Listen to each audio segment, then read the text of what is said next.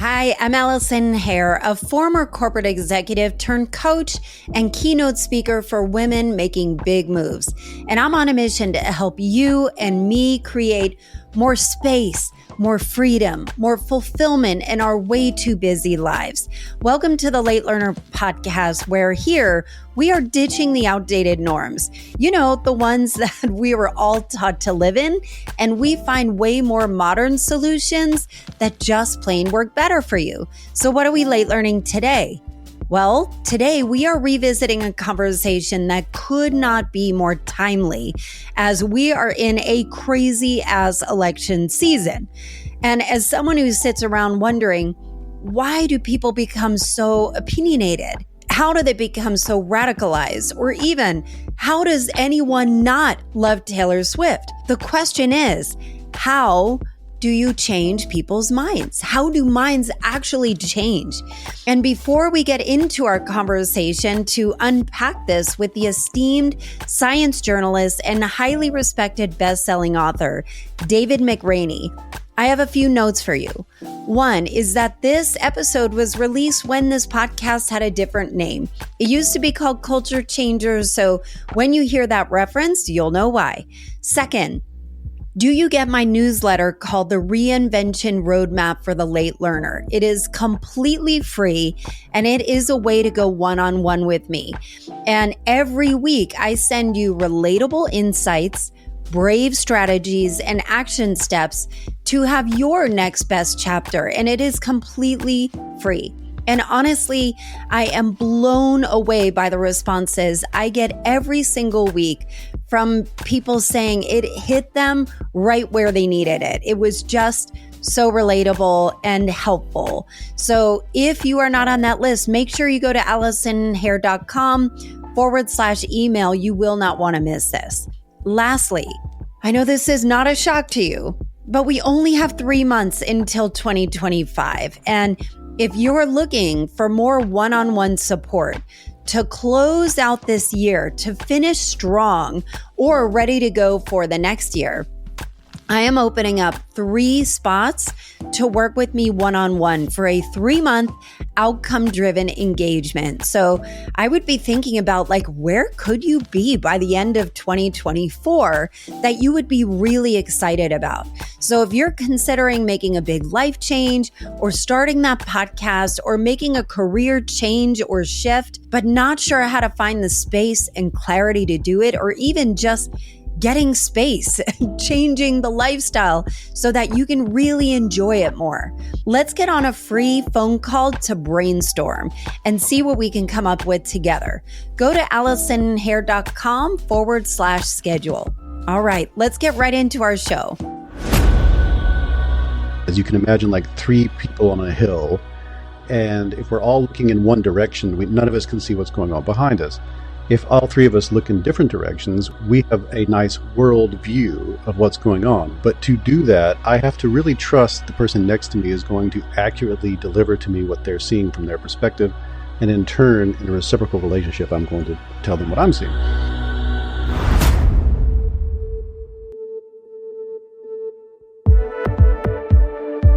Ooh, I've been waiting for this one. How do you change someone's mind? Think about it politically, personally, culturally. Can you change someone's mind about conspiratorial thinking? So I stumbled on this podcast last summer called You Are Not So Smart, which is hilarious in the title. And it was an episode about vaccine hesitancy. And what struck me about this episode was that it was the first show I ever heard where it not only identified the problem of why we're so divided in our beliefs, but gave a very detailed breakdown with 7 different experts on how to change someone's deep-seated beliefs. It literally broke down how to solve the problem. I hadn't heard that anywhere else. I've heard tons of podcasts talking about the problem, but not where do we go from here? How do we solve it? And it was just great. And so this podcast, the host, David McRaney, dives deep into the psychology behind why people believe what they believe and how to change it, the art of persuasion. So once again, my brain lit up like a firefly, and I was determined to have him come on Culture Changers. And you know what? He broke it all down for us today. David McRaney is a science journalist and an internationally best-selling author, podcaster, lecturer, and he created the You Are Not So Smart podcast, the book, and the blog. He also wrote the books You Are Now Less Dumb and How to Beat Your Brain, and has his new book called How Minds Change, all about the surprising science of belief, opinion, and persuasion. I love the description. What leads reasonable, intelligent, scientifically curious people to believe the earth is flat? Self-delusion expert and psychology nerd David McRaney sets out to discover not just what it takes to influence others, but why we believe it in the first place. Anyway, make sure you text this podcast out to your most curious friends immediately. And while you do that, are you on my weekly email list yet? Go to AllisonHair.com, leave me your email there for more personal updates directly from me. Here is my chat with David McRaney. Got to start right out of the gate. So you are an ex-conspiracy theorist, had a big YouTube following. I wasn't an ex-conspiracy theorist. Let's not do that part. Oh, okay. I totally had that wrong. Yeah. I mean, it was just because I was telling you the story probably in a mushy kind of way. I was surrounded by people who I was fascinated by conspiracy theorists and surrounded by people who I have, like everybody else, family members who are conspiracy theorists. But more than that, I was doing shows about conspiratorial thinking in which I was being very cynical. I was telling people like, yeah, this is a kind of person that you should understand. This is a kind of thinking you should understand. Be careful, don't fall into this, because once you're in it, there's no way out. And I'm sorry if you're trying to help and change people in your lives, but there's a place that once they cross that line, it's like, becoming a vampire or something. Once they've been bitten, it's over. Yeah, that's a really interesting. Yeah. But I remember very clearly my sort of incepting moment. I was invited to do a lecture with Ogilvy, and they have a division called Ogilvy Change, and this is a big PR company. They do things like the commercial, like remember those old Dove commercials where they didn't tell you how good the product was. They sort of emphasized the lifestyle of a person who would be a consumer of Dove. Yeah. And they consumed a lot. They emphasized body positivity before that was sort of a term, that sort of thing. So that's what that division works on. And I did a lecture there, and in the Q&A, someone said, I have a family member who believes Barack Obama wasn't born in the United States and they're a birther. They think the birth certificate is fake. How do I help this person see the truth? And I remember being very cynical and saying to that person, well, you just can't. But I also felt really gross when I did that. I felt like it seems like I don't like giving cynical advice, especially about change. But I was giving that kind of advice. And then at the same time that was happening, the norms in the United States about same-sex marriage, about LGBTQ rights in general, were changing very rapidly. And I had grown up in Mississippi, where there was still intense bigotry toward LGBT people, and I had seen it firsthand with family members and friends, people who were closeted and fighting for their rights in the best way they could.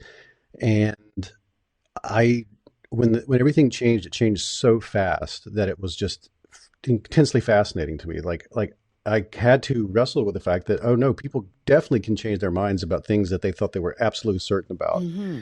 And I got a book about rapid social changes, and it was a political science book. And in the book, it outlined changes like during suffrage, during civil rights, during the early days of the LGBT movements. It outlined things like marijuana laws and tobacco, even like hemlines and like facial hair and stuff like that. And there was this pattern in all of the changes, which was you have this long, steady status quo, and then a very rapid shift in public opinion, and then a new status quo. And this shift kept happening, and it looked just like something I'd already read about and knew a little bit about, called punctuated equilibrium, which is in biology, when there's no pressure to change, it can seem like species are stable. And then when the environment changes, the species change in response almost immediately. And you end up with punctuated equilibrium. And all that's fascinating from a political science sociology perspective, and I talk about it in the book. But what I wanted to know was like, what's going on in people's brains? Like what happens in your brain when you change your mind? What happens in your brain when you resist changing your mind? And when we do change our minds in ways in which we look back and can't believe that we ever believed, felt, or behaved in a way that we don't do today, what has happened? Like, what has changed? And so that became this intense obsession. And I start that obsession with conspiracy theorists. So the book begins by going into 9/11 truther world, which is people who believe that 9/11 was an inside job and that the buildings were, they had explosives inside of them and the government blew them up and everything. And the people on board the airplanes weren't real and all sorts of stuff like that. And I just went deep into that world because I had found someone there who had drastically changed their minds and had left that world. And I wanted to understand through their story what was going on. And the reason I had to do that was because when I approached psychologists from doing the podcast for so long, I had a nice bank of people I could reach out to, and they could lead me to other experts that I wasn't familiar with. When I asked them, hey, can you tell me how people change their minds and what was the psychology behind the change in norms of same-sex marriage? I kept getting the same answer, because like, we don't know. Like you're talking about, this is like, that's the bleeding edge of social science. This is something that you can find people researching it, but I can't give you a definite answer. And then I found a belief researcher who had studied belief for 40 plus years. And I asked, hey, could you define the word belief for me? Like explain it to me like a 5-year-old. And I remember him leaning back in his chair and being like, oh, well, that's a tough one. I'm like, this is what you've studied for 40 years. The word belief. Yeah. And he said, that's why it's difficult to define that word. And so I realized that I couldn't just do something. I couldn't do that sort of toe tapping, hacky sort of science writing where it's just Wikipedia with jokes, where you just go read a bunch of research papers and tell people what they say.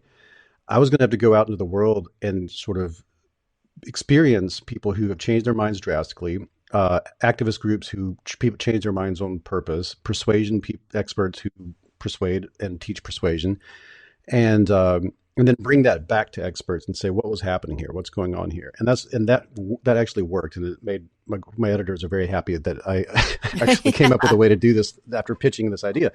And so that's how the book goes. I spend time with people who change their mind in drastic ways. I go to Westboro Baptist Church and talk to people. Oh, I went to Westboro cults. I love cults. Bring on all the cults. I went to Westboro Baptist Church's Valentine's Day services. And then afterward, I went to the Rainbow House, which is across the street. It's a halfway house for LGBT youth, and they bought a house across from Westboro and painted it rainbow. Wow! And then I spent time with people who had left Westboro Baptist Church, Megan Phelps Roper, Zach Phelps. And these. And asked them, what happened in your life that led you to change? I asked former conspiracy theorists, how did you change your mind? What were the circumstances? And then I went to people I went to groups of people who change minds professionally. And that's when the real epiphanies began, because I spent time with, and I'll talk about these in detail. Just want to give you a little overview. I spent time with people in Los Angeles who engage in something called deep canvassing. They go door to door and knock on people's doors and change people's minds about or influence their attitudes about wedge issues. I spent time with street epistemology people there, and those are people that started in Texas, but they're around the world now, and they have a method for shifting perspectives on things that works really well. Street epistemology is fascinating. So I learned about that from your vaccine hesitancy. Yeah, I had to literally write it down because I'd never heard of it and figure out how to spell it. But then I started watching the videos of how you break down somebody's belief. And I think what's interesting about that, if I could pause for a minute, David, go ahead, is that when the way the political division has pitted us in a way that you have to be on the extremes. So your view is that the other person, the person that doesn't agree with you, is on the extreme. And so from a street epistemology perspective, asking the question on a scale of 1 to 10, how likely are you to get a vaccine or not? And a lot of the answers seem to be so much more surprising when you are not coming at it from a place of judgment, but asking where they are. And, if you're a 4, what would, why are you a 4 instead of a 1? Like what would bring it up higher? Can you explain a little bit about Sure. that science behind that? Because I think, when we're thinking about changing people's minds, I think we desperately want to connect with each other, but we feel so polarized. We feel forced to be polarized, like to be in one camp or the other. Yeah. Well, the thing, all these groups, there was street epistemology, deep canvassing, and smart politics, some others. And the thing that fascinated me initially was that these groups had never met each other. Some of them had no experience with the underlying science behind what they were doing. Yet they all had come up with methods that were almost identical. And the steps, even if the steps were interpreted a little differently or they had different wording, they were in the same order. And what I kept thinking was like, this is like if you're trying to build the first airplane, no matter where you build it on Earth, it's going to look kind of the same because physics is the same wherever you are on the planet. And it seemed pretty obvious to me that the underlying mechanisms that are taking place in a human brain during a persuasive attempt are going to be roughly the same. So that means there must be some universality, which means that there has to be a science behind it. And that's what led me finally back to finding people who could explain it and give me all the particulars. Now, that ended up being like 300,000 words of material that had to be cut down to roughly 100,000. Because you could write 100 books about this once you start getting into it, because each element of it is very complex and nuanced and has its own genealogy of ideas. With these persuasive techniques, what it boils down to is technique rebuttal versus topic rebuttal. Before I can explain that, let me lay a couple of foundational principles. One is, when you want to change somebody's mind, the most important question you need to ask is why. You need to ask a question of yourself first, which is, why is this something you want to do? If you don't understand the motivations behind your desire to shift somebody else's attitude, change their confidence in a belief, or rearrange their value system, I would consider what you're doing to be it could drift into the realm of coercion. How do you assess why, though? How do you That's a good assess question, whether right? it is a coercion versus, like this is for the good of the greater good, or is this because I feel alone in my... This is why I want people to ask that question first, because I feel these tools are very powerful, and I feel like it would be unethical and immoral to hand these tools over to someone who hasn't asked themselves first, what is their intention, what is their motivation, what is the purpose behind what they're doing? Because people who disagree with you likely also feel they're doing it. Their mission is to create more good in the world, and that means that you might get into a situation where you feel you're in a debate, and the problem with the debate is that there's a winner and a loser, and nobody wants to be a loser. And the problem with the debate is that the idea is that this is my cat Simon. He wants to be part of this. The idea with the debate also is what you're trying to get to at the end of it is, I'm right and you're wrong. And if you get to that point, you feel like everything is concluded. What's missing from that, though, is the possibility that we're both wrong, or that we're both right, but seeing it from two different perspectives. And you will never get to that if you get stuck into the debate frame. You have to stay in the conversation frame, but probably it's better worded as stay in the we're trying to solve a mystery together frame. That seems and the mystery so is hard, what though. is the truth. Right. So the way to get into that is first, so after you've asked this question yourself of why do you want to do this, which just helps you get into a more to get into this frame for yourself. Ask yourself what it is that you want to change, because the phrase change someone's mind is poorly defined. Some cultures don't even have this phrase. I say in the book to focus on three aspects of human psychology, which would be attitudes, beliefs, and values. And we can define these very simply, which is an attitude is a valenced emotional response to a concept. So it's a positive or negative emotional reaction to an idea. It's if I say a home-baked apple pie, they like if you think that is a good thing, that is, you have a positive attitude toward this thing. Yeah. If I say industrial medical waste, you probably think, oh, that's not something I want to to have at Thanksgiving, and you have a negative attitude toward that. So positive and negative they're valenced, and you can, because we're complex, nuanced human beings, have both positive and negative emotions about a concept. So you would have ambivalence, you'd be ambivalent. And it's important, just as they say in Girl Interrupted, ambivalence, this does not mean you're in the middle. This means you are both. You feel both. And we can do that. So that's an attitude. You might want to shift someone's attitude on something. If they think something that is good, you think is bad, or vice versa. This is something that it's easy to get stuck in these words and get sort of you find yourself slogging through a semantic swamp of like definitions if you're not careful, because people will often say they want to change someone's mind about, let's say in politics, like the president, you believe the president, this is a good president, and I want to show you how they're not. That's not a belief. That's an attitude. Like my feeling toward the president is an attitude. And the method of shifting someone's attitude is going to be different from shifting someone's belief. Oh, my God. That's so nuanced. Right. So this attitude is likely supported by beliefs, but the avenue toward shifting avenue toward shifting the attitude, you might intuitively assume will be, I need to change these person's beliefs that support that attitude. And I'm going to knock down these facts they think are facts with my better facts.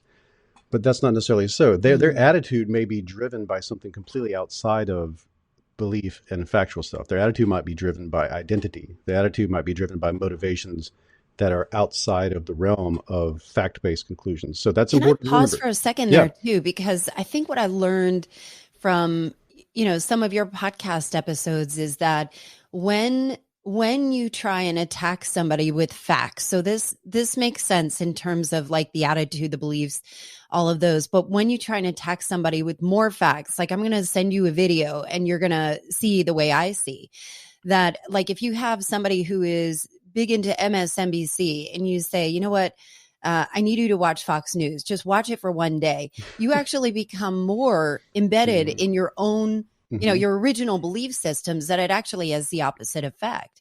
Is that true? And how do you explain that? It's context, it's person and context dependent, but that does often take place. Yeah. And that's usually because, I'll get into that. Let me, do not forget David McRaney. We're going to talk about reasoning. Okay. So reasoning's next. Okay. Very quickly, a belief is a level of confidence in a fact-based statement. So, it's a feeling. Like that's strange I think a lot of people like to say we have to separate facts from feelings. That's impossible. Brains don't work that way. You have an emotional response that is just as outside of your control as feeling pain when you stub your toe, when you or think about a concept that may or may not be true, and you feel a level of confidence about that. If I tell you today is Tuesday and you feel like, I don't think it's Tuesday, I think it's Friday, like your confidence in the state, your confidence level is different, right? If you walk outside and see some mud puddles outside your front door, and you think it must have rained, and you have some sort of confidence, emotional response that is this confidence in this fact-based statement, but then you see it, there's a pipe has burst in the road and there's a leak, your confidence in that fact-based concept goes down, your confidence in this other concept goes up. Beliefs are sort of this sliding scale of confidence in propositional concepts. And then a value is just like the hierarchy of things where we think we should be putting our money, our effort, our time.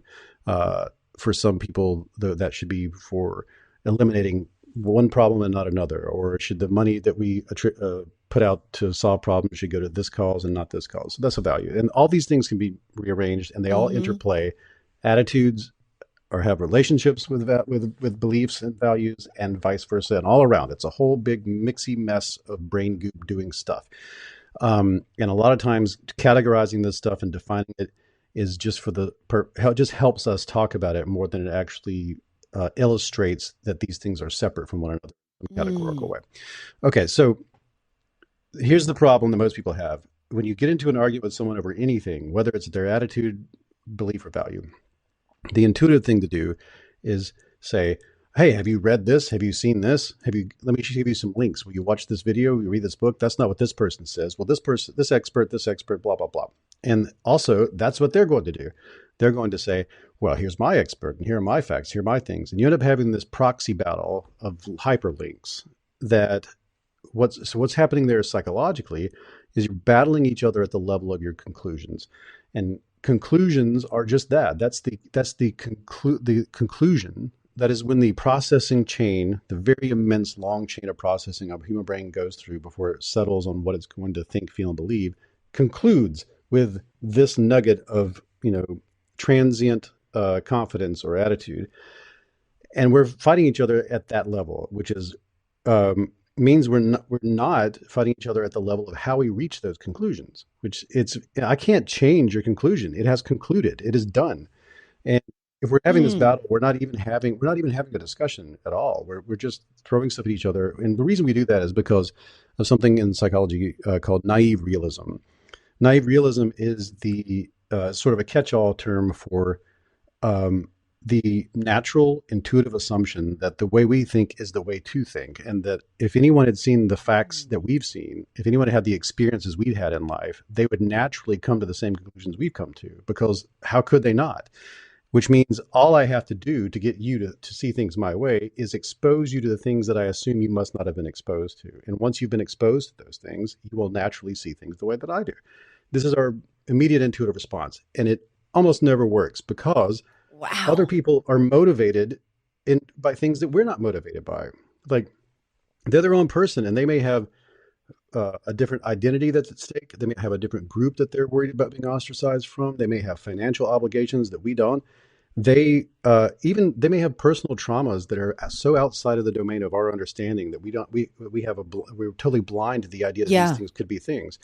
And if they're not, that means that their way of reasoning is not our way of reasoning. What you're asking a person to do when you hand them these facts, figures, and links and hope that they just naturally snap into the way you see is you're expecting to copy paste your reasoning into their brain, which is impossible. That's an act. Like, they have to actually reason their way. They have to go all the way back to the beginning, go through their processing chain, and produce a new conclusion. So the only persuasive techniques that work are the ones that task and challenge the other person and yourself in the process of going through a new chain of processing or a new chain of reasoning. So that brings us to the big idea of reasoning. Now we're back there.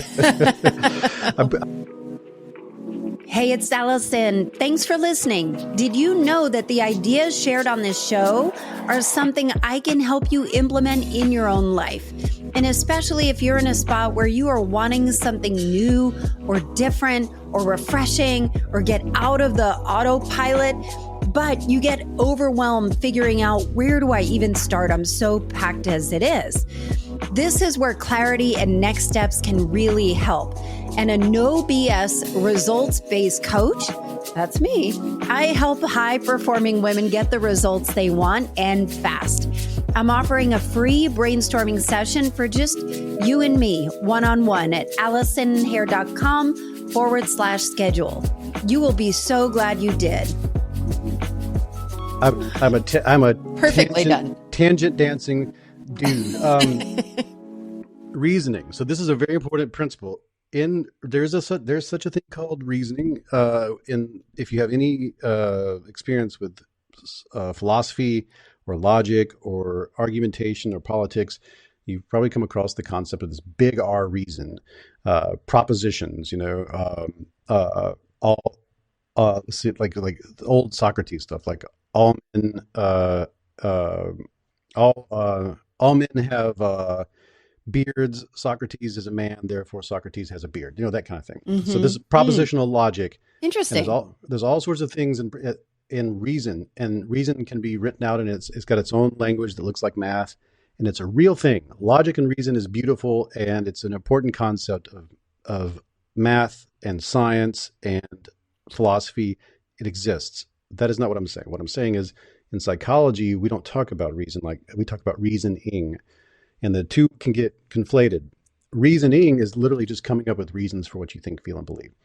And through the help of two immense researchers, and I cannot recommend this book enough, it's called The Enigma of Reason by Hugo Mercier and Dan Sperber. Hugo Mercier was incredibly helpful for putting together How Minds Change. I interviewed him many times and asked him many questions, and it broke everything open for me once I saw this one aspect of things, which is, there was, in the early days of writing about this sort of pop psychology stuff, and these books still float around. There was this like feverish like indictment of human beings that said we are flawed and irrational. And you look at all sorts of things from locking your keys in your car to sending an email to all the people you didn't to your entire company instead of to your proctologist. There's all sorts of stuff that we can say, like, look how flawed and irrational we are. And it's also very easy to point fingers at people doing weird stuff in the world that we think is strange or believing strange stuff and say, well, that's because they are flawed and irrational. Hugo Mercy and Dan Sperber don't like that, and I don't like it either. Now that I've sort of fully ingratiated myself into their world, that's it's not that we're flawed and irrational reasoners; it's that we're just biased and lazy, and that makes total sense because, from an evolutionary standpoint, one of the things that we gained as an advantage as a species is the ability to communicate, and there's a whole beautiful science and a lot of hypotheses about how this took place.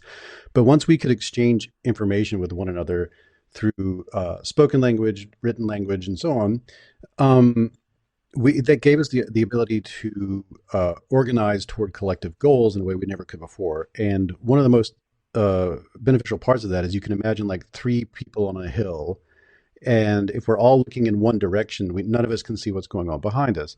If all three of us look in different directions, we have a nice world view of what's going on. But to do that, I have to really trust the person next to me is going to accurately deliver to me what they're seeing from their perspective.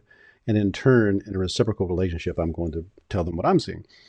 Even in the best of circumstances, people can be wrong. They can be incorrect about what they're seeing, or they could have like not a whole lot of experience, and they could be seeing it and delivering it to you accurately, but their experience like leads them to infer things that you wouldn't infer or an expert wouldn't infer. Yeah. So that's one thing that introduces a problem in that. But the other thing that introduces a problem is they could lie. They could mislead you for their own ends. So once we developed the ability to communicate in this way, and we had all these incredible advantages because as a group we could see things more clearly than we could as individuals. They call this the trust bottleneck, which is that when a individual says, no, I don't think we should do it this way, or I see things differently, or I wish to affect the attitudes, values, beliefs of the people in my group, the trust bottleneck that would appear is that if everyone was too cynical or too guarded against misinformation, then we wouldn't be able to change our minds when we really needed to. And that's important for when you're trying to survive in environments from prehistory. So we literally evolved the ability to argue. And then so argumentation is something that's very unique to human beings. We can persuade other people to see things our way. I think I even have yes, this is a direct quote from the book. The ability to change our minds, update our priors, and entertain other points of view is one of our greatest strengths, an evolved ability that comes free with every copy of the human brain. And the point here is that because we have this system, the only way you're going to persuade people effectively is if we return to the system, if we play on what the evolved response prefers, right?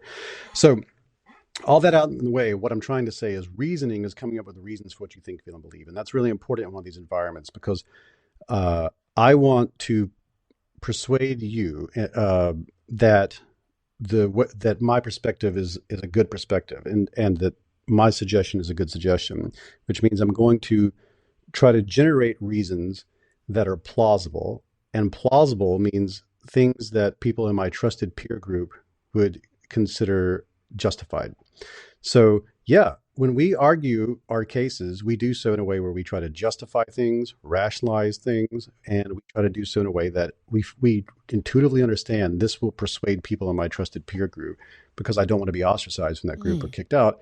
And this sets up all the ways that we generate very biased and lazy reasoning. The bias part is from our individual perspective and with all these identity goals in place. But the lazy part is we always try to do the most justifiable thing. Can I tell you about a little study that demonstrates this? It's one of my favorite studies. Is that okay? I just want to ask your permission because I feel like because I'm in ramble mode. So there's this great study that demonstrates how why justification is such a thing. It's an old Tversky study. They had people flip a coin. Well, they didn't actually flip a coin. They got a sheet of paper that said you have flipped a coin, and if it comes up heads, you win $100. If it comes up tails, you lose $100, and you start out, I think, with $300 virtually. And then some people it goes one way, some people it goes another. Then they ask, if I present this to you again, would you take the same gamble? Depending on and some people it went heads, some people went tails. Everyone chooses to flip again, and when they ask why would you do that, this is the moment when these systems come online. This is the reasoning system coming online. I now need to produce a reason for what I have said I'm going to do. And people who it came up in their favor, they said, I want to flip the coin again because I'm ahead, so I can risk it. People who lost the flip, they said, I want to flip again because I need to win back what I lost. So win or lose, people can come up with a justification for continuing to play because they just are motivated to keep playing. And there's a whole reason for that, which is just the way that the brain works in a gambling situation. It doesn't matter. They want to play again. Win or lose, you can come up with a justification to do so. So when we want to do something, we can come up with a justification for it. But it needs to be plausible to the person who's asking the question. So here's the crazy part of this experiment. They run it again, but they don't tell people the outcome of the flip. So they tell you have flipped a coin, and it has come up heads or it has come up tails, but I'm not going to reveal it to you until you tell me, would you like to flip again? And in this scenario, more than 80% of people will not flip the coin. Now, we already know from the first run that it doesn't even matter what it comes up. You're going to choose to flip again. But if I don't give you the information you can use as a justification, you will not make a decision because you can't. All decisions, we don't make the decision that has the best. We don't make the decision that has the most information behind it. We don't make the decision that is best. We make the decision that is easiest to justify.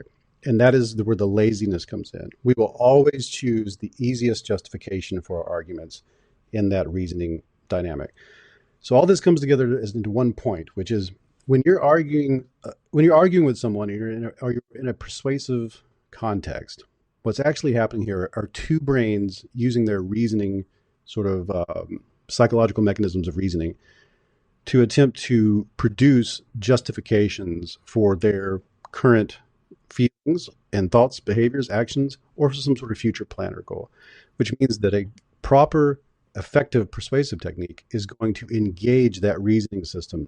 It's going to start it from the beginning and move it back through its processing chain, not at the end. And that brings us to the two concepts which I highlight in the book: topic rebuttal versus technique rebuttal. There are two ways to engage in this. I feel like I need to take a second so that you can say something but I'll get into topic and technique and I'll give you some practical advice. But I'm interested to see if you have any thoughts or questions before I do that. Yeah, I think what's interesting about this is that there's so many complicated nuances. So I'm thinking about, how you're explaining this, and I'm thinking about applying it in our everyday life. So if it is convincing my husband that we need to go on this trip, we need to, switch gears or switch schools for our kids, something like that, and having an opposing opinion. But then you have, really real life situations of family members, of friends that disagree with you wholeheartedly. On that. So understanding the logic, the reasoning, the belief system, I'm curious to know about the social identities and how impactful is that? You've mentioned this a number of times, Yeah. Of how much that weighs in. And in that vaccine hesitancy, it was repeated over and over again that just opened my eyes and put all kinds of floodlights behind it of the phrase, social death is far greater than physical death. So I'm with you. How important are social identities? Okay. So when it comes to reasoning, changing people's minds, there are bazillion studies in sort of the 1950s, 60s, 70s of social science into sort of social identity. There was that generation of psychologists were trying to understand what was going on with like the Nazis, basically. And they're like, how did that happen? And they did a lot of research into coercion. They did a lot of research into falling in line and appeals to authority, that sort of thing, conformity. And a lot of that research came to some of the stuff, has been replicated, and if you took a psychology class a long time ago, I hate to tell you that the Milgram experiments and the Stanford prison experiments, they have not held up well to scrutiny. I don't remember But those, but yes. okay, good. Well, then we won't repeat them. But what has held up well is are everything that pointed to social identity being this major factor. The great sociologist Brooke Harrington told me that was what you just mentioned, that if there was an equals MC squared of social science, it would be social death is greater than physical death. That if it is your identity, or your, probably more properly put, your reputation that is at stake, you would rather your physical body die than the sort of the representation you have in the minds of others that we call reputation. If you Why have a good is it so overpowering? Why is that well, so it was because critical? because we're a group. We live in America, in the West. And is this American? Is this a No, Western it's thought? human. It's very human, very Okay. primate is what this is. But we do have a culture in the United States and in the West in general, in the modern era, that is very individualistic. And I think that we like to think of ourselves as being islands, and that we actively choose who we are, what we feel, what we do, and we're not being influenced at all times by cultural forces. None of that's true, but it's a feeling we have as a culture, and I understand why we have it. But the truth is, everything happening to you is all your thoughts, feelings, and behaviors are being deeply influenced by by the people around you, and the dynamics of the microculture in your home, and then the culture in your community, and the culture in your region, and so on. So much so that if you were to move to another location in the United States, within a year, many of your values and attitudes and beliefs would start to shift very dramatically, just from being around other people who see things differently. I know people don't think that would happen, but the research is pretty clear on that. There's one of my favorite studies of all times was they had these dudes they had them fill out a questionnaire, and they had to walk down to the end of they had some blood drawn, and then they had to go to the end of a hallway and hand in the questionnaire and the blood that was drawn. But unbeknownst to them, there was a door halfway through there to go into a lab, and they had an actor who was going to come out and pretend that they didn't see the person walking to the end, and they bumped it together, but they gave a big shoulder bump. And then they look in the eye, and the actor says, "Asshole," and then he walks away. And then when they turned in the questionnaire, they draw blood again. And the actual study taking place was to see how did that affect people's cortisol levels and adrenaline and all that kind of stuff from the shoulder bump. So there's all men, and the variable was that some of these men were people who had lived most of their lives in the northern United States, and some of these were men who had lived most of their lives in the southern part of the United States. And what they found when they did the debrief, the men from the north said, they're like, what do you think about the guy that bumped you? And he was like, yeah, what an idiot. Who cares? Like, it was laughable. They thought it was a joke. And their cortisol levels weren't really changed. Their adrenaline levels really weren't changed. The people, the men who grew up in the South, when they asked, like, what did you think of that person? They're like, man, any other day of the week, man, I think I might have hurt that man. I might have put that man on the ground. Wow. How dare he? And then their cortisol levels, their blood levels were maxed out. They really went into, I'm getting ready to fight and murder another human being because this is a moment where I've been challenged, just from a simple insult and thing. There's a great book on this called The Culture of Honor by Dov Cohen, and it illustrates that this cultural lag that's taken place. Most people in the southern United States, the culture that sort of started that region up as its micro civilizations, were herding cultures from regions in the UK where people their livelihood was based off livestock. And unlike farming cultures, livestock cultures can have their livelihood stolen by rustlers, and so they need to portray to the surrounding culture that if you cross me, the retribution will be immense, which is a way to deter people from stealing in the first place. Nobody's doing that anymore, but that cultural value has persisted, and it still exists to the point that if you insult a Southerner in any way, I know this personally because I grew up in the Deep South, and when I am in New York and someone honks at me, I get very angry. Is that right? There's nothing I can do about it. It just happens. And I have to like think like, no, you know better. There's no reason to think this way. Yeah, I'm wondering even about the layer of cortisol in general, that we're all pretty anxiety ridden. We're all stressed out. And so I wonder how much of that plays into the laziness that you had referenced before Yeah. of, of changing somebody's mind, or even, the group think, So, of so much of it yeah, is geographical, but that's a whole nother layer of, it is. like how we process information, how we connect with each other from just Yeah. I our use this stress as an levels. example because I want to, and I apologize for interrupting because I'm just very excited about this. No, you're good. The, I This is use your that show, as, David. okay, cool. This is your episode. I use this as an example to just illustrate how absolutely bound we are to culture and how bound we are to social concepts, conventions, and the influence of people around us. I mean, your body, the molecules inside your body change, and you have nothing you have no control over it. I mean, I if I was if I was bumped in that hallway, I can imagine being like, and there are other people who grew up in other regions who don't have that response. So naive realism would lead me to believe that that's not natural. Like the default response is my response, and the other person thinks the same thing. So these I use as an example to just to illustrate how deeply bound we are to culture and social concepts. Because the reason for that is because we survived in groups, and this is the long answer to your previous question about why would social death be greater than physical death, Mm-hmm. because we survived as a species by caring more about the health of the group than we did about any individual within the group. And if it comes to it, if we need to sacrifice ourselves for the group, we have innate propensities toward that. And everything from war to running into a burning building to save a child, these are things that are innate to us. Anything like shame or embarrassment, or any feelings in that domain, are parts of the system that helped us survive as groups. And there was a lot of intergroup conflict, which our group wasn't the only group. We lived in small bands of about 150 or fewer people for most of our evolution as both proto humans and early humans. So there was a lot of we needed to constantly signal: are you in my group? Or are you in some other group? Mm-hmm.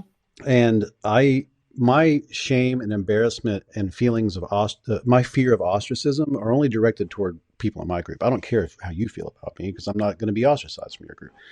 And ostracism in that environment is death. I mean, if you live in the Serengeti or the jungle or the desert or any place environment like that, and you're kicked out of your group, you're dead. It's over for you.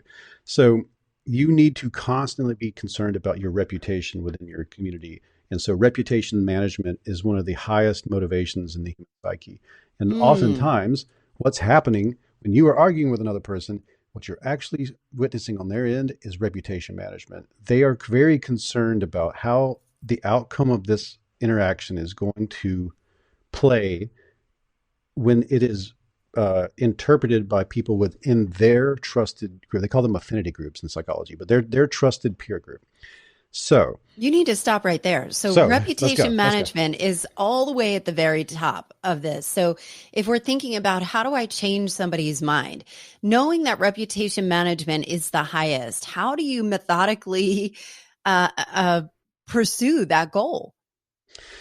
Okay, this is where I'll get into it, and I want to really emphasize how true this is. There are cultures where people commit suicide out of shame. There are moments in our own in Western United States culture where people will end their lives out of shame. There are people who have refused to get vaccinated, and on their deathbed, uh, the last thing they're going to give up is their belief that vaccines are dangerous, or the last thing they're going to do is even admit they have COVID if they are part of a community where that signals their loyalty to the group. And the same is true for fact-based statements. Like, if you're a flat earther, the last thing you can do is admit that the earth is not flat, because that kicks you out of the group. I mean, so your reputation management and your adherence to wanting to stay within the group of trusted peers is going to be far more powerful as a motivation than the pursuit of truth, or even the pursuit of your own mortality. That's how high it is. So, which means that when you engage in a persuasive attempt with David, someone, we're fucked. we're not Okay. we're not because we know this, which means that I say this in the book, and I'm paraphrasing myself, so I don't know how I exactly put it, but I believe this is something That's okay. We're all going to read it. this is something I fundamentally believe, which Well, is I'll fact check you. okay, cool. When you get frustrated over the fact that you can't change people's minds, when you get frustrated that people believe things that you don't, and you don't seem to be able to bring them over to your way, when you get frustrated that you have political values that you can't seem to get other people to get on board with, your frustration is always directed at the other person. And I'm sorry, but you're the problem. You are frustrated. It's like being frustrated that you can't get to the moon because all you ever try to use to get there is a ladder. Like you're using poor techniques and poor tools and you're failing. And then you're blaming that on the other person being dumb or stupid or evil or Wow. misguided or brainwashed. That's an interesting reframe too, because I think I that is truly believe how this. people feel like, why is that person so dumb? Why don't they, if they saw, you said it before, if they knew what I knew, they wouldn't believe that.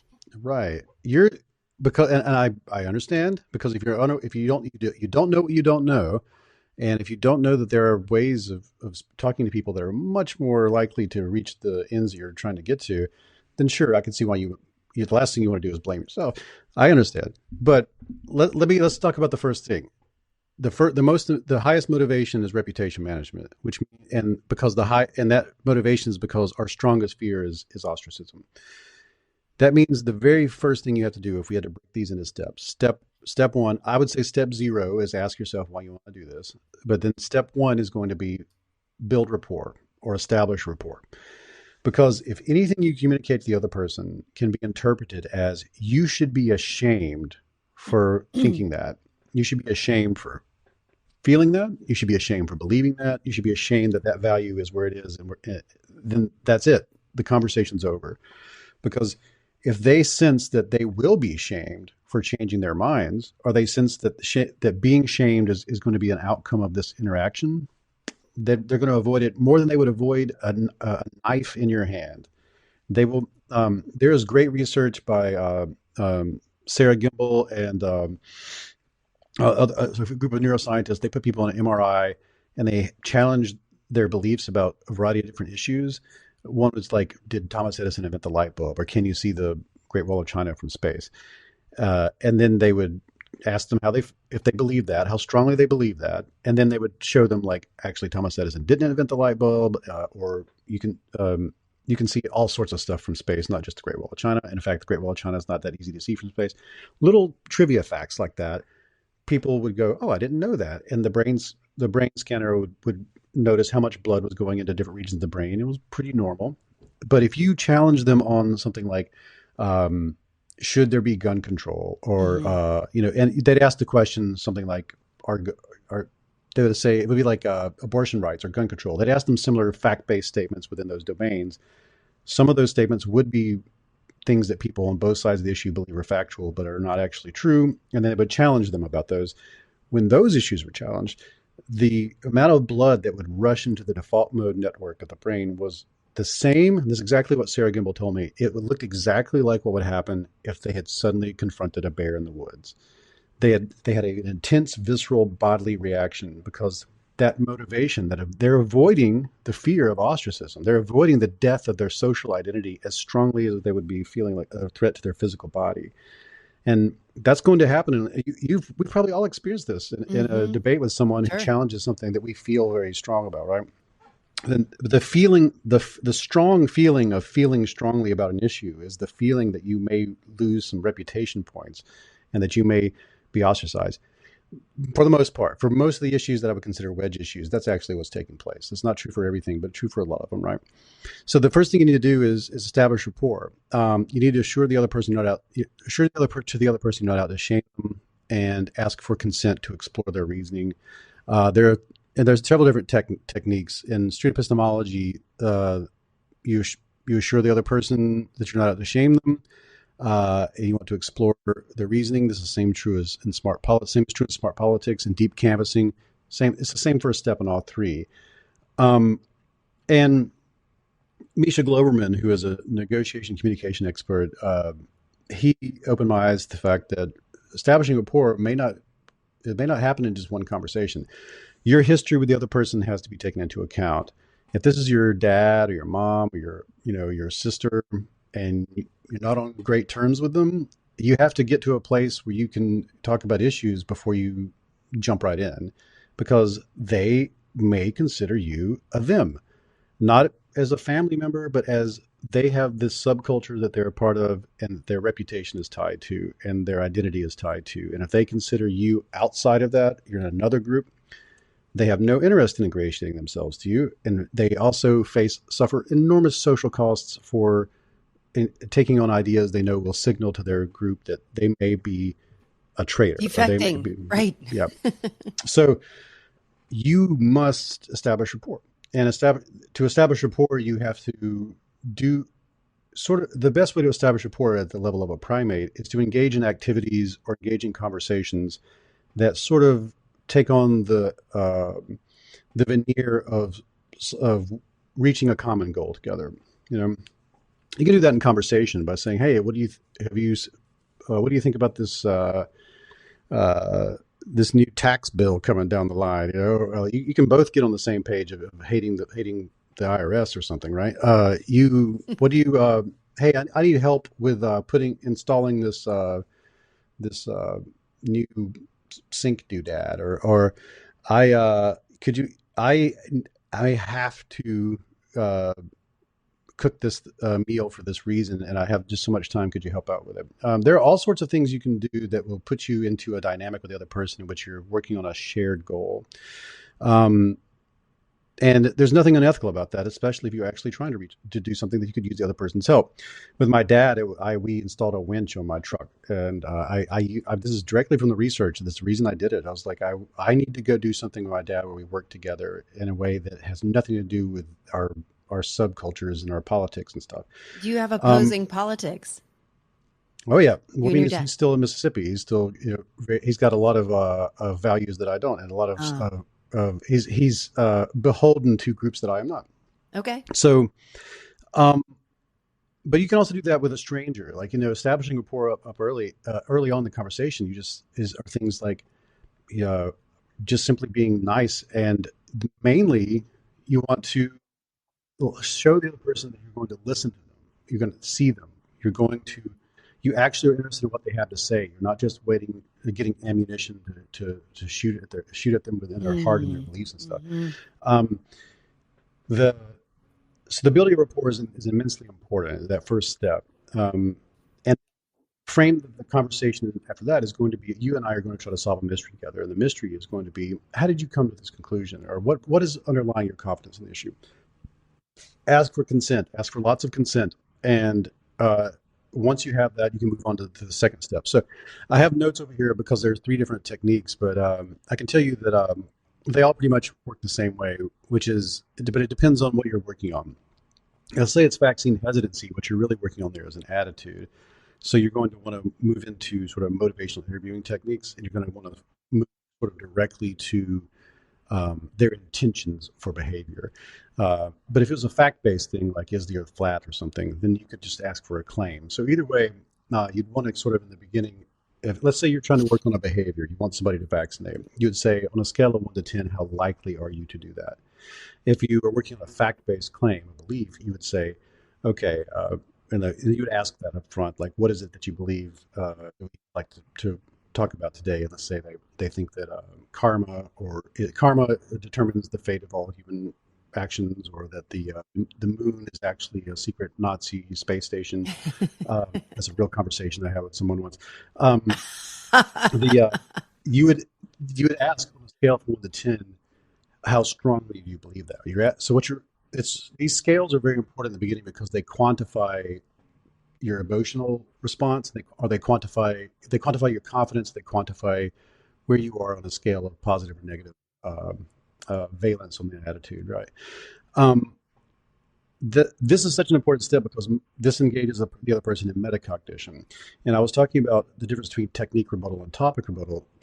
Topic rebuttal is when you just topic rebuttal is fine when you're like a lawyer or a scientist or an engineer or an academic of some kind. When both people are on the same page as far as like they're playing by the same rules, which means they share the same epistemology. They're using the same method to come to the conclusions that they come to. Then you can just lob facts at each other. It's safe in those worlds because you're using the same epistemology. Hmm. Plus, you trust each other. It's vetted. And you have other people who are going to check your notes. It is expected. And I would note that's also safe in those groups because you suffer no shame for doing so.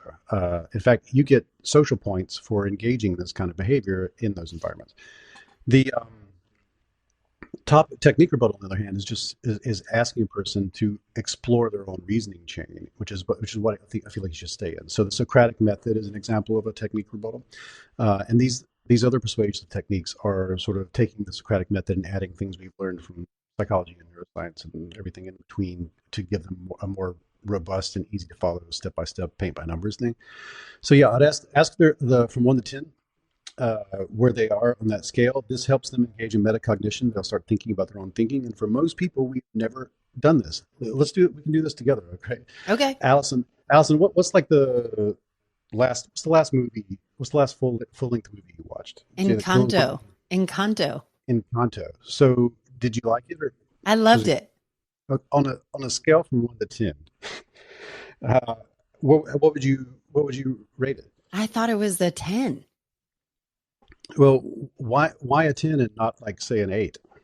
I think because it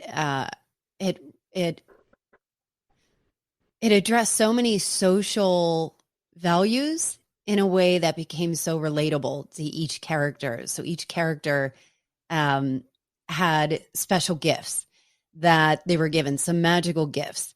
And those magical gifts, they felt like if they didn't have those magical gifts, they would not be special. And I felt, and there was one family member that was not blessed with gifts and felt like she was special because she was around it, but really struggled with what is her gift. And I just felt like it was very universal. So is this, you watch a lot of movies like that? Sometimes I have kids, so the Disney movies are. If you think that character hadn't been in the movie and it was just about gifts and stuff, they didn't have that subplot, do you think you'd still give it a 10? Probably not. I felt like the cartoon aspect of it made it universal, made it palatable for both adults and children, where the message was strong. But if it was a regular movie, I think it would probably be a little more difficult to achieve. So I'll stop here because you can see, like, we're already doing it, right? Do you see how this changes the way we talk about anything? Like, change it from the movie to some topic that's contentious. Yeah. And by asking, I was afraid of what you were going to ask. No, I was feeling myself about to. I did this with a FBI agent once, and we got into like some deep stuff, and I was like, wow, you have to be careful with this technique. I have a really good story about the end of the book that I would like to share with you when we sum things up about how I chose not to use this technique, and I put it in the book as an example of when you should and shouldn't use it. But notice that when we were talking just then, it was very easy to get your number, right? Boom. Even if you had never really considered how you feel about it, it could be something that you, let's say you love tiramisu, and I was like, well, on a scale of 1 to 10, how much would you say you love it? And somebody might be like, I don't know, an 8, and like those feelings. If a person says 0 or 10, you can pretty much guarantee they haven't thought about it very much, because there's really no such there's really no such thing as being a 0 or a 10. But that's really a very like binary black white, one all or nothing kind of thing, and we don't generally have that feeling about anything. Even like the people we love in our lives, we're not at 100. We're still hard 99. Right. Things, but like if they're not 0 or 10, if they're somewhere in the middle, you can see that little hesitation, like that moment's important. There's metacognition taking place. Give it a little bit. They're feeling that for the first time and trying to quantify it and trying to put it in. They're trying to articulate the ineffable. Then if you take it one, so this is that's important, that engages that active processing. And then the next step is you say, you're asking for their reasoning. I just asked you to justify that to me. So you started going into that thing, like you were thinking about reputation management. You're trying to create a reason for why you thought, felt, and believed that I would find plausible, but more importantly, people in your trusted peer group would find plausible is Yeah. defensible to the people whose opinions you care about. And what that's fine. I want you to do that. That's We are now entering an actual conversation about this that can go somewhere because we can solve the mystery together of why you actually feel this way. I'm going to help you get to what actually led to that feeling that you're having. But what's great is we often in our initial volley we come up with just the most biased and lazy thing we can think of to explain how we I'm feel sure about I'm something. guilty. There's something in psychology called the toupee effect, which is we only notice things that suck when the thing that sucks is salient and noticeable. So and that'll become our reason for not liking something. So like people would like I think when people didn't like a uh, let's say like the Star Wars prequels, they would say like, oh, they just look like a video game. Like that's the toupee effect, you know. We're like that's the most salient thing, and I can blame. Uh, but at the same, or they'll say, well, they won't even say that. They'll say there's too much CGI in it. Like I remember the Transformers movies. They're like, there's too much CGI in it. But then, like they love the Avengers movies, and that's like All it's CGI. basically a Right. cartoon, Right. right? So that's not it. That's or they'll say the CGI was bad. It's the thing that you can notice becomes the thing that is the reason for, that they'll say CGI sucks, and that's why I don't like movies like that. But the only CGI that you say sucks is the CGI that you can notice. If it's not noticeable, then you forget about it. So when you produce a reason for why you think you're going to believe, I know as the person on the other side of this that that's probably not the actual reason. That's just the first one that you put out because that's how we operate. That's how social dynamics work. So what I'm going to do is accept that. I'm not going to make you feel weird. I'm going to repeat it back to you. I'm going to paraphrase. I'm going to reflect. And then I'm going to go a step further into it and try to get deeper into it to find the real reason for why we're doing this, because you probably don't know it. Most of us don't know this is the core principle of You Are Not So Smart, my podcast and everything, is that the antecedents of our thoughts, feelings, behaviors are outside of our introspection powers, which means the narratives we generate to explain ourselves to ourselves are mostly fictional, but we live by those narratives, and that's pretty much That's so that's crazy that that's our the memories are mostly fictional. that's the introspection illusion in a nutshell. It's easy to come up with an explanation for yourself, but that explanation is almost always just sort of a very PR based fictional narrative that makes you feel good about who you are. That's fine. So Huh. after this 1 to 10 thing, after I get you to talk to me a little bit, these are some really good questions. If it's about behavior, like vaccination, um, you would ask a person if they're very. Let's say I asked you how likely are you to vaccinate, and you said you're like a, a 2 out of a scale of 10. I could ask why not lower. This is a motivation Mm, reasoning technique because why not you did lower? Huh. you didn't say 0, which means that you have a little bit of something in there. And it's very important that I don't get you talking about all the reasons you wouldn't vaccinate. That's not what we're talking about here. I want you to talk to me about reasons you would. So I ask you why not lower? Because now I've directed the conversation so that you can explore why didn't you say 0? Because you didn't say 0. And we can get into it from there. And now you're going to start introspecting and coming up with reasons, much similar to the way you were talking about that movie. With a fact-based claim, it may be okay to say why not higher. If you do you think UFOs, aliens, and the person says, yeah, I'm kind of a 7 on that. Well, that's not a 10. So I would say, why not? Why weren't you higher? Because you see the intentions are a little different on my end of what we're trying to explore. Yeah. Um, Other things So from this, because fascinating. it'll take forever to go through all of it, but that's a good way to just get started. I think anybody could use those to get started. Um, it's also important to clarify definitions during these conversations. If another person and I are talking about politics, in my mind, politics might be representative democracy, where people get together and the ideals of the founding fathers, whatever I think. The other person might think politics is just a group of people in cigars in a dark room dividing up the country in little pieces before golf. Like your definite your definition and my definition may be different. And so so when we're using the same words, we actually be having the conversation that we think we're having. So it's very important to always clarify definitions. And when the other person clarifies their definitions, use their definitions, not yours. Um, and then the main point here is ask what reasons they have to hold their level of confidence, or ask what reasons they have to do or do not engage in behavior or feel a certain thing. And then just work that out deeper and deeper. And the last thing you want to do is ask, like, how did you come to that level of confidence? Like, what method are you using to reach that level of confidence? And you just listen and you summarize and you repeat. And what will happen naturally is the other person on their own, in a very safe way, in a very private way, they will feel that feeling of cognitive dissonance that will lead them to want to resolve it so that they can update their reasoning to reach an actual conclusion. What might be happening in this conversation is they form their first true opinion. They didn't even have an opinion about this until the conversation. They were just operating sort of on an autopilot opinion that they assumed they had. We can believe we have an opinion, and we can believe we've thought something out and live by that, and honestly, not even have ever really deeply considered it. And in the consideration of it, oftentimes we will update and change our minds. And it's also important to remember, if you change by 2%, that's change. Change is a 2% change can lead to a 80% change later. If your goal in a conversation is to completely flip someone or 180 them, like, you're really going to get disappointed. That happens sometimes, but it's the little bit of change, the incremental change, is what you're aiming for. What you're aiming for most of all is to continue the conversation. Like hopefully you'll have 12 conversations about this, and things really get interesting there. And then if you're doing one of those internet arguments where you just want to, like, drop bombs on people and walk away, you're never going to have another. You're going to burn out from that conversation eventually and be like, I agree to disagree. Like, and that's what I would avoid most of all. Oh my goodness. It's fine to agree to disagree. It's not fine to walk away from the conversation.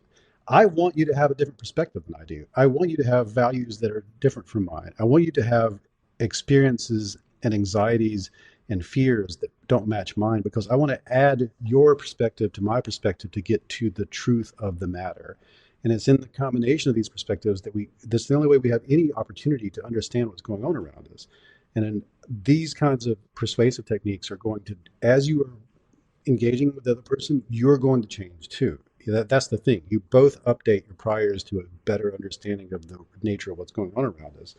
That's what makes it ethical and moral and okay in my mind. David, you just built a bridge to answer the question, honestly, of how do we connect? Like, how do we unite? How do we come together? Is it possible? To me, it seems like it is a little bit Pollyanna to think, we're going to come together. It just seems so freaking polarized, but you just laid out a bridge. So I thank you for that.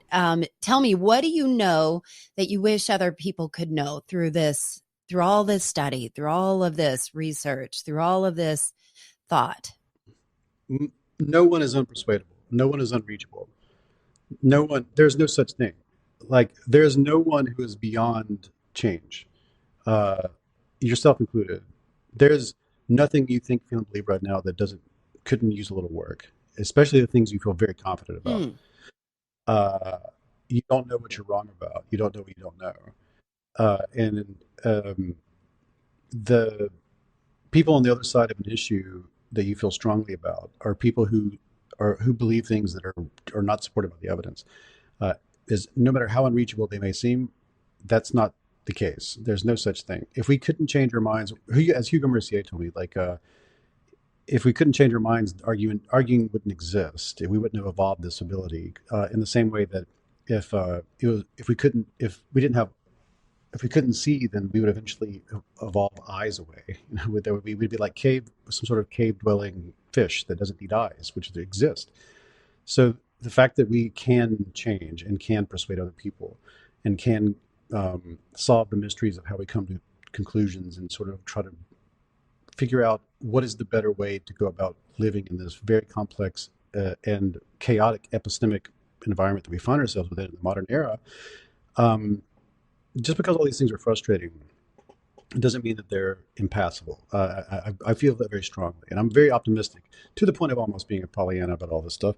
But I feel like, we're just living in an era of new technology, new cultural conventions as a result of that technology, and this has happened many times through human history. And we just are lucky or unlucky, depending on your perspective, to be the ones that have to sort it out.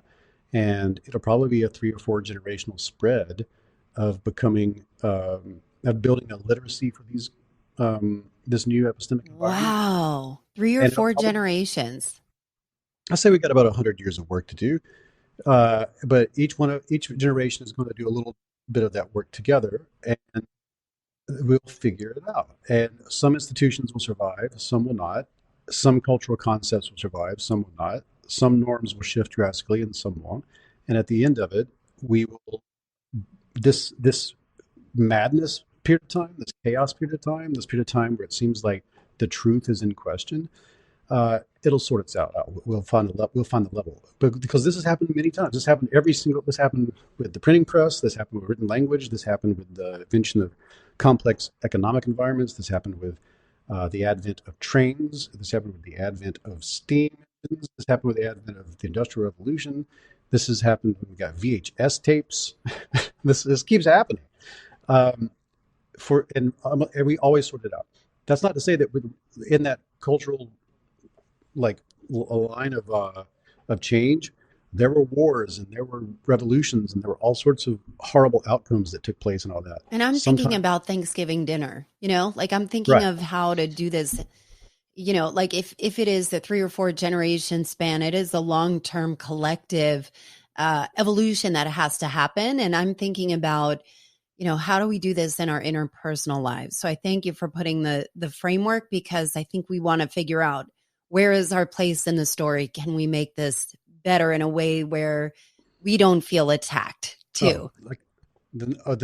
Okay. I have a quote from my science hero, James Burke, for this. I'm going to paraphrase him because I don't have it in front of me.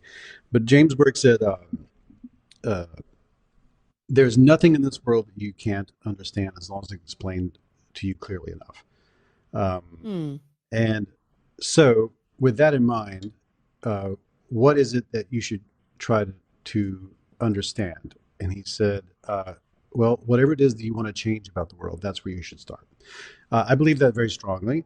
I don't think there's anything is outside our grasp. Yeah. I don't think there's anything outside our grasp. And if there's something in this world that you feel like maybe where you're positioned in the world, you have a unique, you understand it better than other people. Like if you're LGBT, you know about LGBT issues, and people don't. If you're a person of color, same thing, right? If you're a person who works in tech or a startup, you know the problems there that other people might not. You might be aware of problems in the world that you think need solving, or changes you think need to take place. That you are privileged in a sort of upside down kind of way, privileged to have a front row seat to those things.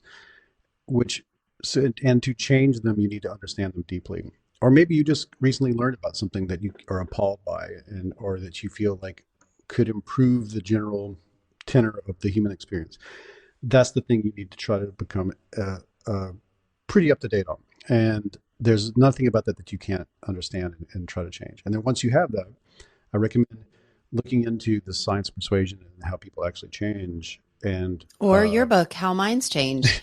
Yeah. Tell us. And at the end of all that, buy this great book I just heard about. Yeah. How can people find you and consume your work? How can people buy the book? So you can pre-order the book everywhere. It's just called How Minds Change. You can keep up with my stuff. I have a bi-weekly, every other week podcast called You Are Not So Smart. That's also the name of my first book. I love the name of your. What is the other book? You Are Less. You Dumb? Are Now Less. You Are Now Less Dumb is the sequel. So smart. But all my stuff is under You Are Not So Smart, and the you in that, of course, is me and everyone else included. It's a universal you, and it's all about unity through humility. Comes from understanding just how bizarre we are. We're a person. And then you can find me on Twitter at David McRaney. My website with all that stuff on it. Keep up with all the stuff and pre-order directly from it. It's just davidmcraney.com. Awesome. Thank you so much, David. This was fantastic. You're solving problems. Solving world problems. I only endeavor to solve more problems than I create. If I can just balance that out, I'm good to go. That's a good one. Thank you. What I loved about David is his unrelenting pursuit of how people's minds work and the science behind persuasion. His work is ever fascinating and so freaking helpful. I highly recommend you grab his book, How Minds Change, and subscribe to his podcast, You Are Not So Smart. I've linked it in the show notes. As for me, thank you for your kind reactions to last week's solo cast on my origin story.